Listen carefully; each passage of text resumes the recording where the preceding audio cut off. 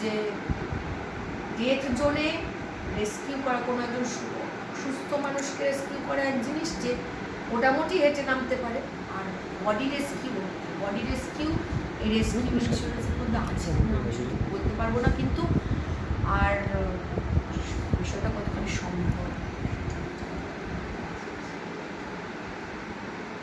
সুব্রত বাড়ি গেছিলেন? না, যাবো কাল। আমি ওই সুব্রত দিদি, ভাই আর প্রতাপদা ওই কাঠমান্ডুতে ছিলেন, আমরা যখন যেদিন এসেছি আমি তাদের সাথে দেখা করে এসেছি, তাদের সাথে আপনারা যখন জানতে চান একসাথে গিয়েছিলেন রানাঘাট থেকে? ও 31শে মার্চ বেরিয়েছে, আমিও 31শে মার্চ বেরিয়েছি, কিন্তু ওর সাথে আমার দেখা হয়েছে কাঠমান্ডুতে। আমি মাউন্টেনিয়ার্স অ্যাসোসিয়েশন অফ কৃষ্ণনগরের তরফ থেকে গিয়েছিলাম, আমি আর অসীম কুমার মণ্ডল। ওরা ব্যক্তিগত উদ্যোগে গেছিল।